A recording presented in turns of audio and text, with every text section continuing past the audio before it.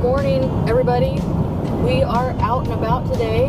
I've got Scotty, the spoon doctor, here, and he's going to tell us a little bit about what we're doing today, what you can expect on today's episode. Right, so basically pretty low-key. We're just doing some scouting, really. It's a little early in the steelhead season, but I expect to see a lot of effort up on the river where we're heading to. But we're going to go check a few things, see if a boat ramp is open, and might even stop and show everybody how I rig up for late winter steelhead. And yeah, a little bit of snow on the ground today. Of course, we're saddled with a two-wheel drive pickup, so that's another reason why we didn't make a big boat adventure today, because a little concerned about getting on and off the river. But we're going to make a day out of it anyways and go see some cool stuff.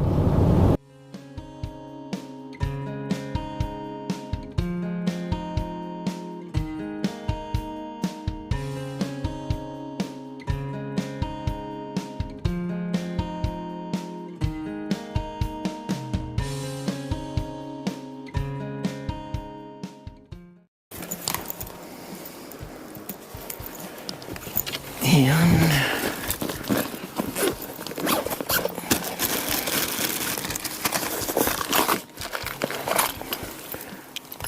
let's get something on there that's gonna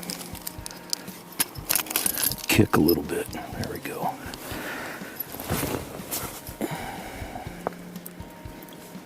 Can't find those on the shelf.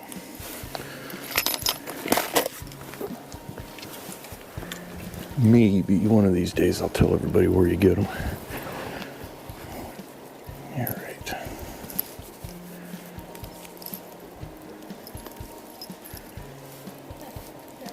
Okay.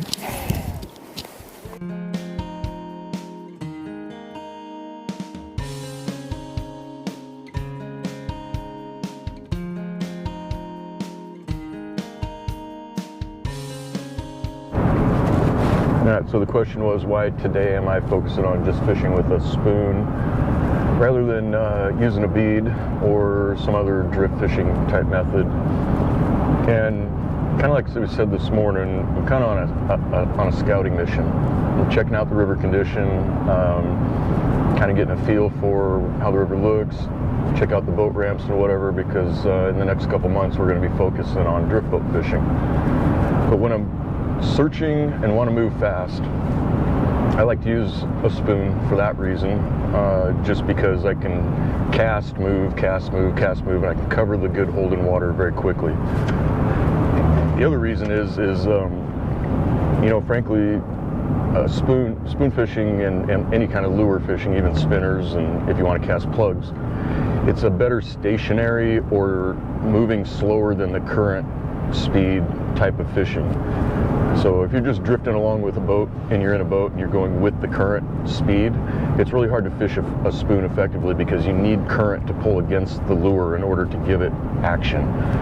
And so if you got your feet planted on a rock, you can cast out there and you can use the current to your advantage to work the spoon, keep it deep, keep it working. You can lift, pull, you can do whatever you need to do to keep the right action going all the time. A little bit tougher on a fast moving boat.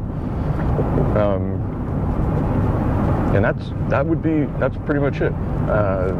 You know, it's a good searching lure. Oh, I would say that the other thing the choice is too is today's water is 2.5, 3 feet visibility, and the profile of the spoon, and it's down there making noise. I just think we know the fish are going to be aggressive in that kind of water. I just think it's a good searching, and if there's one close by, it's going to find it and whack it. So.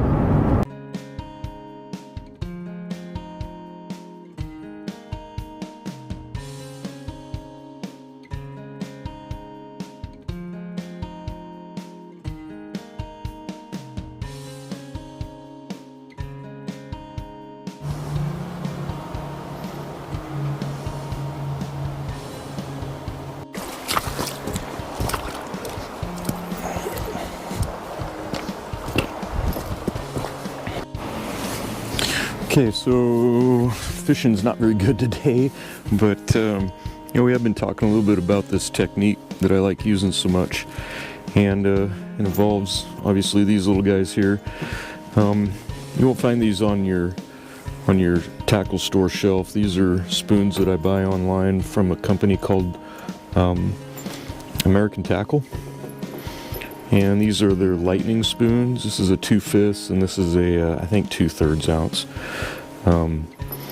This one here, I took it to the buffing wheel a little bit so I could get a 50-50 effect on it, which is one of my favorite finishes for just about everything. And of course, we got to put some color on it, a little bit of tape. Orange works good in my area. So, first thing it starts with is I like to use braid like everybody else. 30 pound, I might even experiment this year with some 20 pound test. But this is 30 pound Power Pro. And a lot of guys use a uni to uni knot, and that's fine. And it's a good knot, and I tie it occasionally too. I like it with mono to mono. But my favorite knot really for doing mono to braid is an Alberto knot. And there's a couple reasons why, but for me, the number one reason is I only need to tie one knot. With a uni to uni knot, you're tying 2 uni knots and pulling them together. It's super strong, works well. With the Alberto knot, I'm going to start with the monofilament right here. And I've just, folded it over maybe about 5-6 inches. Give yourself plenty. And when I have my loop, I'm going to take my loop, I'm going to pinch it just a little bit so that it kind of kinks that end right there. It helps keep the loop in place. Now, the Alberto knot is really just, you start out I always start from underneath and pull through enough running line up from your braid that you can go up and down the mono. Okay, first thing, pinch and hold right there so everything stays in place. I'm going to go around 6 times. 1, 2, 3. At 3, I move my pinch finger to hold it in a different place. 4, 5, 6.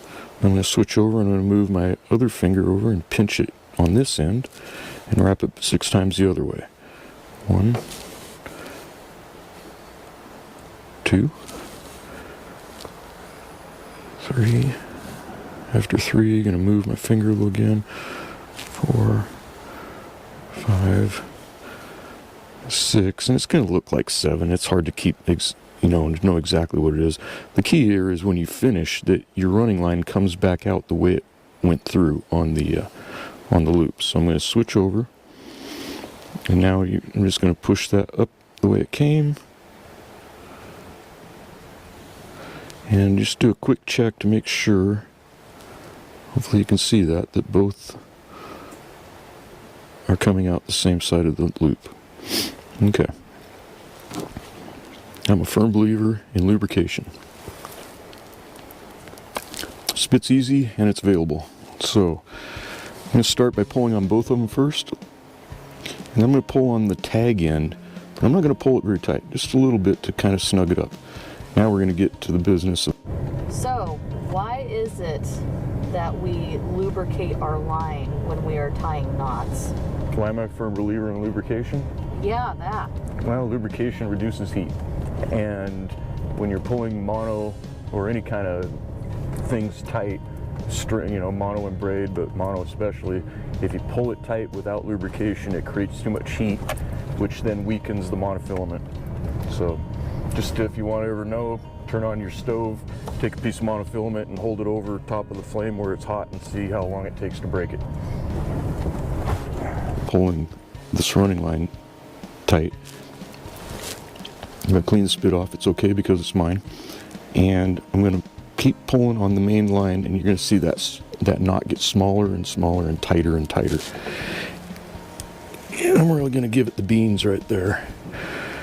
And then, to really get it tight, my hack is to put it right here on either side of your leg and kind of just start spreading your legs apart. And I can guarantee you that sucker will not come apart. All right, longer tag on the braid because it frays out and gets nice and soft and it runs through your guides just fine. On the mono, I'm gonna grab my pliers. I'm gonna make darn good and sure that that mono is tight. So I'm gonna reach out here on the end of it and I'm gonna start wrapping it up until I get close. And this is the tag end, not the running end, obviously. And I'm just gonna pull on it a little bit more. Excuse me. Get it good and tight. All right. Last trim. I don't know, maybe some guys can tie a uni knot faster than this, a uni to uni knot faster than this, but I use this knot on my downrigger rods. We were using a 25-pound top shot on 50-pound braid for downriggers, and this knot has never failed us. All right, I want to get a little bit closer.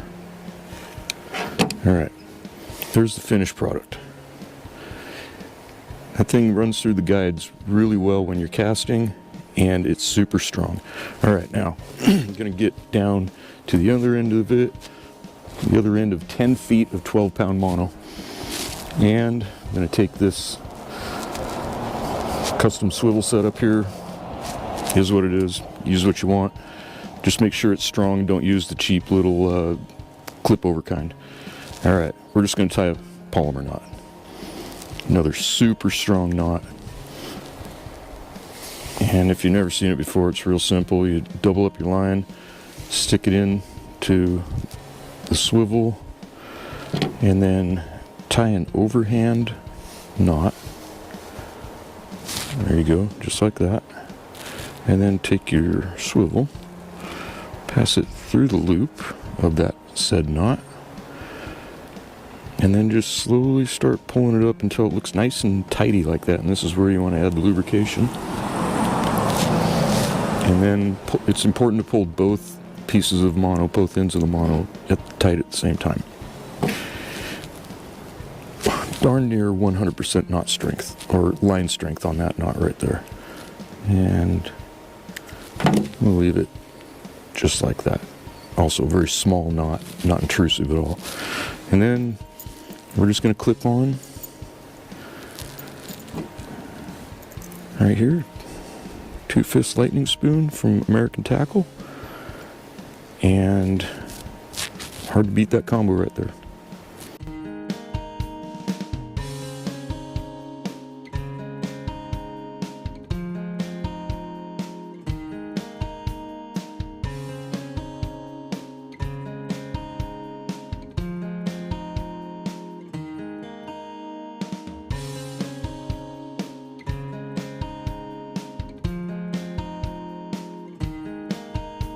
Well, I'm over it. no fish today, but even though it was cold and rainy and snowy all in one day, I think it was a pretty good day. Yeah, it was a good day. Killed a whole day doing some scouting, and I got to throw a few lines, throw a cast of 2, and yeah, not much more to say than that. It was just a good day to hang out with Brittany, and yeah, we'll probably do better next time. Thank you so much for watching.